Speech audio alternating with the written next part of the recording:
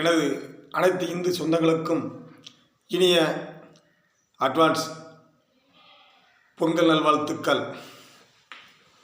எனது இந்து சொந்தங்களுக்கு ஒரு சிறிய வேண்டுகோள். இந்த ஆண்டு தமிழ்நாடு அரசாங்கம் நமது பொங்கல் விழாவுக்கு 3000 கொடுத்துருக்கோம்னு சொல்லுவாங்க. ஆனால் இந்த 3000 ரூபா யார் ரூபான்னு சொல்லி அவங்க பித்திக்கிட்டு இருக்காங்க. ஏன்னா திமுக முறமே எங்கள் ஐயா திமுக ஆட்சியில் மக்களுக்கு புறமே பொங்கல் விழாவுக்கு 3000 கொடுத்துருக்கோம்னு சொல்லி பெருமையாக பேசிக்கிறேங்க. ஐயா எதுக்கு நீங்கள் பெருமையாக பேசுறீங்க? ஐயா 3000 ரூபா எங்களுக்கு கொடுத்துட்டு நாங்கள் லோன் எடுக்கலை, வாரக்கடை எடுக்கலை, யார்கிட்டையும் போய் கடன் வாங்கலை, யார்கிட்டையும் பத்திரத்தை கொடுத்து கடன் வாங்கலை. ஆனால் எங்கள் மேலே ஒவ்வொரு குடும்பத்து மேலேயும் 4 லட்சம் ரூபா கடன் இருக்குது. எங்கள் மேலே எப்படி கடன் வாங்கியதுக்கு நீங்கள் யார்? நீங்கள் 5 வருஷம் ஆண்டியா. இந்த 5 வருஷத்தில் 3 லட்ச ரூபா கிட்ட எங்கள் மேலே கடத்தை வச்சுருக்கியா. எங்களுக்கு நீங்கள் என்ன செஞ்சீயா? எனக்கு 10 கிலோ அரிசி வாங்கி போட்டீங்களா? இல்லை எனக்கு வீடு கட்டி கொடுத்தீங்களா? என்ன செஞ்சியா? எந்த இதுவும் செய்யாமல் இந்த 5 ஆண்டுகளில் 5 லட்ச ரூபாட்ட கடன் ஒவ்வொரு குடும்ப நபர்களுமையும் கடத்தை ஏற்றி வச்சிட்டியா. நீங்கள் யார்கிட்ட கேட்டு நீங்கள் கடன் வாங்குறீங்க? கடன் வாங்கி நீங்கள் என்ன செஞ்சீங்க? கடன் அடைக்கணும்னா மத்திய அரசாங்கம் பல லட்சம் கோடி தமிழ்நாட்டுக்கு கொடுக்கு.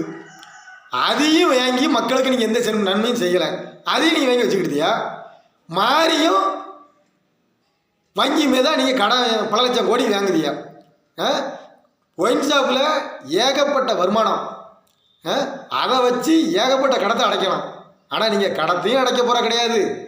ஆனால் எங்கள் மேலே கடத்தை மட்டும் ஏன் வைக்கிய? 4 லட்ச ரூபா கடத்தை வச்சுருக்கிய. ஒவ்வொரு குடும்பத்து மேலேயும் ஒவ்வொரு ரேஷன் கார்டு மீது 4 லட்ச ரூபா கடன் வச்சுருக்கியா. நாங்கள் எங்கள் பிள்ளைகளுக்கு நகை போட்டு கட்டி கொடுத்தீங்களா? இல்லை என் பிள்ளைகளை படிக்க வச்சீங்களா? என்ன செஞ்சியா? தாய் தப்பனாங்க எனக்கு கஞ்சி ஊற்றினீங்களா? 3000 ரூபா கொடுத்துட்டு இந்த திராவிட கட்சிக்காரன் பூராமே ஐயா முதலமைச்சர் 3000 கொடுத்தாரு. 3000 யாருடைய பணம்? யார் அப்போட்டு பணம்?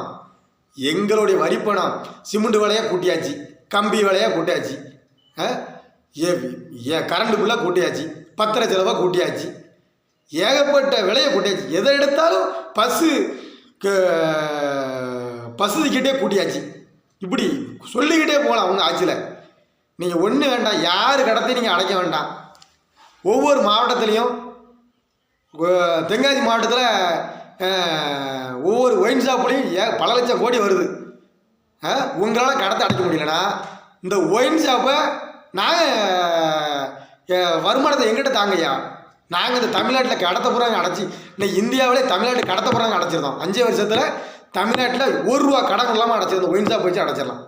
5 வருஷம் கழித்து 5 வருஷம் கழித்து கடத்தை அடைச்சிட்டு ஒயின் ஷாப் அப்புறம் மூடியிருந்தோம். வேண்டாம். 5 வருஷ காலமாக நீங்கள் ஆட்சி செய்தீங்க.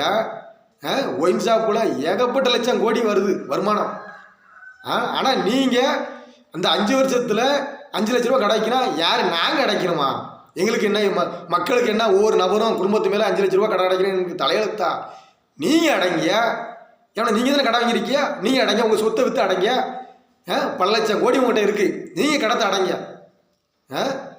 இந்தியா தமிழ்நாடு அரசாங்கத்திற்கு மத்திய அரசாங்கம் பல லட்சம் கோடி நிதி கொடுத்துக்கிட்டே இருக்குது. நீங்கள் அந்த நிதியை வாங்கி என்ன செஞ்சீங்க? ஒரு வீட்டுக்கு ஒரு கரண்ட் பில் எடுக்கலாம் கூட அவன் 10,000 ரூபா கட்டினா தான் ஒரு போல உணவியா. ஒரு ஒயரை இல்லைனாலும் அந்த ஒரு 5000 கட்டினா தான் நீங்கள் ஒயரை கொண்டு இழுக்கியா. மீட்ரு பெட்டிக்கு 5000 10,000 கட்டு தான். இவ்வளவும் செஞ்சுட்டு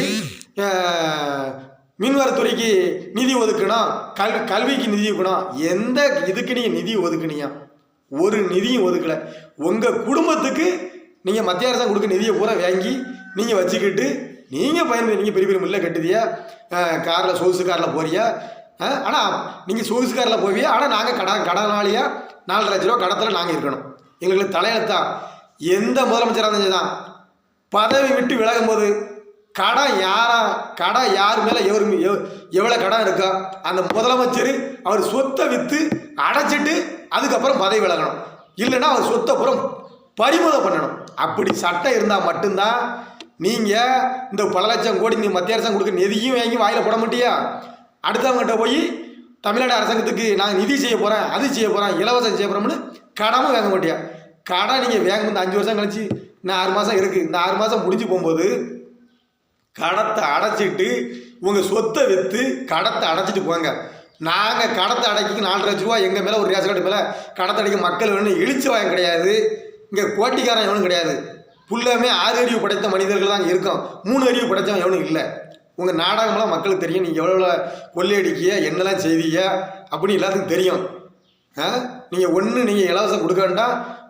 பதவி விலகும்போது இந்த கடத்தை பூரா அடைச்சிட்டு போங்க. உங்கள் மத்திய அமைச்சர், உங்கள் எம்எல்ஏ, உங்கள் வார்டு மெம்பரு, சேர்மனு, கவுன்சிலரு, இப்படி இவங்கெல்லாம் அவங்க சொத்தை விற்று கடை அடைக்கட்டும். எம்எல்ஏ வரும்போது 1 கோடி ரூபா சொத்தை காமிக்கான். எம்எல்ஏ ஆவண பொறுப்பு 100 கோடி ரூபா 200 கோடி ரூபா சொத்தை காமிக்கான். அப்போ எங்கேருந்து வந்துச்சு? யாருடைய பணம்? எங்களுடைய பணம். எங்களுக்கு செலவிக்கத்தான் மத்திய அரசாங்கம் பல லட்சம் கோடி கொடுக்கு. மோடிஜி கொடுக்க தமிழ்நாட்டுக்கு வல்லரசு நாடாக ஆகணும், ஏழைகள் இருக்கக்கூடாது. ஆனால் நீங்கள் ஒயின் ஷாப்பை திறந்துட்டு ஒயின் ஷாப்பில் பூரா குடியாரனை பூரா ஆக்கிடுதியா? என்ன உழைச்சி என்ன செய்வான்? 1000 ரூபா கொடுக்கான். என்ன 1000 ரூபா குடிக்கியா?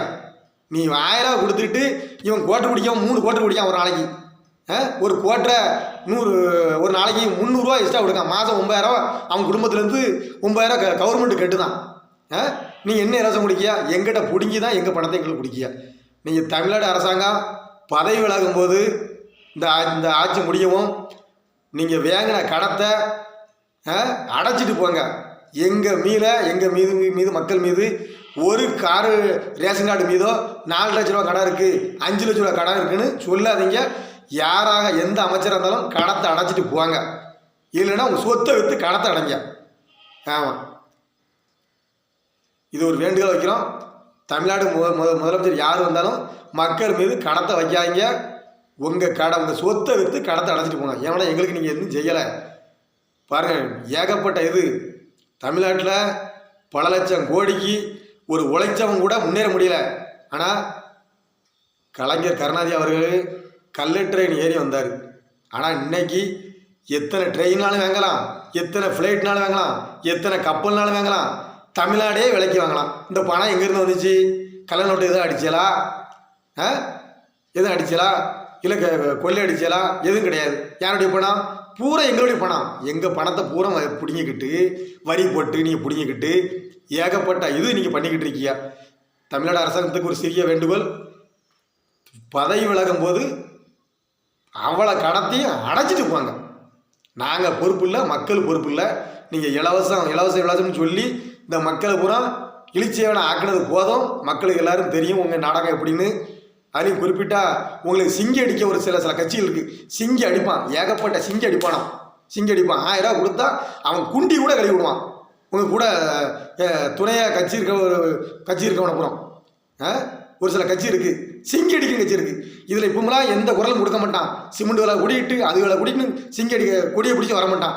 இந்த ஆட்சி முடியும் ஒயின் ஷாப்பை அடங்கியா, மதுக்கடையை மூடு, சிமெண்ட் வேலை கூட்டிகிட்டு கத்தரிக்காய் விளக்க கூட்டிகிட்டுமா வெண்ணெய், அந்த வெண்ணெய்க்குன்னு சொல்லுது. அந்த வெண்ணெய்க்கு வெங்காயத்துக்கு இந்த வெங்காயம் சிங்கடிக்க வெங்காயம் பூரா ஓடிடுது. இதோடி இந்த 2026 ஒருத்தன் கூட அந்த தமிழ்நாட்டை தீய சக்தியில் தாழ முடியாது. நல்லவர்கள் ஆட்சி மலரும். இந்த தமிழ்நாட்டில் தாமரை மலர்ந்த தீரும். பாரத் மாதா கி ஜெய். ஜெய் ஹிந்த்.